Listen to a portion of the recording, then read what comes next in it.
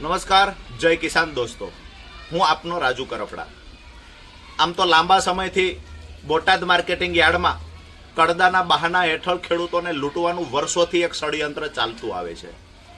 આજથી 2 વર્ષ પહેલા જ્યારે ખેડૂતોની ફરિયાદ મળેલી ત્યારે હું ટીમ સાથે બોટાદ માર્કેટિંગ યાર્ડમાં ગયેલો. અમુક કલાકો માટે યાર્ડને બંધ કરાવેલું. ત્યાર પછી સમાધાનના બહાના હેઠળ મને લઈ જઈને મારી અટકાયત કરવામાં આવેલી. પણ એ વખતે ખેડૂતોએ મજબૂતાઈથી પોતાના સંગઠનની તાકાત બતાવી. મને પોલીસ સ્ટેશન લઈ ગયા પછી પણ ખેડૂતોએ યાર્ડને બંધ રાખ્યું. મીડિયાના મિત્રોએ પણ ખૂબ સહયોગ કર્યો, જેના કારણે બોટાદ માર્કેટિંગ યાર્ડમાં એ વખતે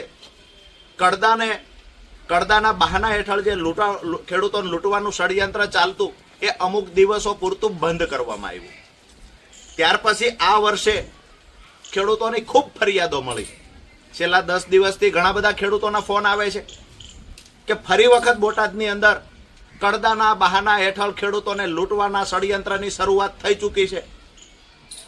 ઘણા દોસ્તોને એવું લાગે કડદો એટલે શું હશે, તો દેશનું એક એવું માત્ર માર્કેટિંગ યાર્ડ બોટાદ કે જ્યાં એપીએમસી ની અંદર માર્કેટિંગ યાર્ડની અંદર એક વખત બોલી બોલાઈ ગઈ, હરરાજી થઈ ગઈ ખેડૂતના જણસની. ત્યાર પછી એને કહેવામાં આવે વેપારી દ્વારા કે અમારું જીન, અમારું ગોડાઉન 10-15 કિલોમીટર દૂર છે, ખેડૂત પોતાના ખર્ચે અમારા જીન સુધી આ જણસ પહોંચાડે. જ્યારે જીન સુધી જણસ પહોંચાડે, દાખલા તરીકે કપાસને પહોંચાડે છે, તો જીન પર રહેલો વેપારીના નજીકનો માણસ નવું બહાનું બતાવે છે. અડધો કપાસ ખાલી કર્યા પછી કહેવામાં આવે કે તમારો કપાસની ક્વોલિટી ખરાબ છે, એટલે તમારો જે ભાવ યાર્ડમાં નક્કી થયો હતો એના કરતાં 100 રૂપિયા, 150 રૂપિયા, 200 રૂપિયા હવે ભાવ નીચો આપવામાં આવશે, જેને કડદો કહેવામાં આવે છે. આ વખત છેલ્લા 10 દિવસથી ખૂબ ફરિયાદો આવતી. ગઈકાલે એક ખેડૂત ભાઈનો વિડીયો મારા સુધી આવ્યો.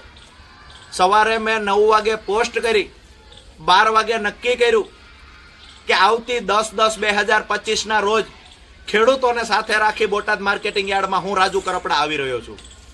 આજે ખુશીની વાત એ છે કે સાંજે એપીએમસીના સંચાલકોએ બોટાદ માર્કેટિંગ યાર્ડના સત્તાધીશોએ સાંજે મિટિંગ બોલાવી.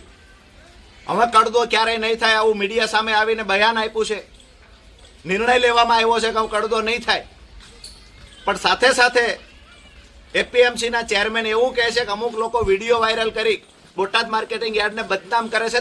ચેરમેન સાહેબને કહીએ છીએ કે આ કડદાના બહાના હેઠળ વર્ષોથી જે ખેડૂતોને લૂંટવાનું ચાલુ છે, બોટાદ માર્કેટિંગ યાર્ડને બદનામ કરવાનું કામ એના સત્તાધીશો અને વેપારીઓએ કર્યું છે.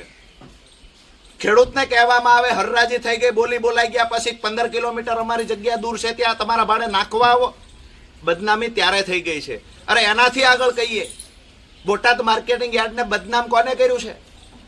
કર્મચારીઓની ખોટી ભરતીઓ કરી 15-20 લાખ રૂપિયા પડાવવામાં આવ્યા લોકો પાસેથી. ભરતીનું આખું કૌભાંડ આચરવામાં આવ્યું. બદનામી તો ત્યારે થઈ હતી. આજે દુકાનો બને છે, એમાં શું થાય છે બોટાદના તમામ લોકો જાણે છે. દુકાનોની અંદર કેવડા કૌભાંડ, ભ્રષ્ટાચાર થાય છે. બોટાદ માર્કેટિંગ યાર્ડને બદનામ કરવાનું, બોટાદ માર્કેટિંગ યાર્ડને ખેડૂતોની સંસ્થાને લૂંટવાનું કામ કોને કર્યું છે? આ જવાબ પણ એપીએમસીના ચેરમેને આપવો જોઈએ. મહત્વની વાત એ છે કે મેં જાહેરાત કરી હતી કે આવતી 10 તારીખે હું બોટાદ માર્કેટિંગ યાર્ડમાં આવી રહ્યો છું. ગઈકાલે સાંજે એપીએમસીના સત્તાધીશો દ્વારા જાહેરાત થઈ છે કે હવે પછી આ કડદો નહીં થાય. આ જાહેરાત થઈ ગઈ છે. જો કડદો ન થાય તો કાંઈ વાત નથી, પણ કડદો થશે તો માર્કેટિંગ યાર્ડ બંધ કરાવવાની તાકાત સાથે 10 તારીખે આવું છું. અને કડદો નહીં થાય તો 10 તારીખે માર્કેટિંગ યાર્ડની વિઝિટ કરીને હું પરત આવીશ.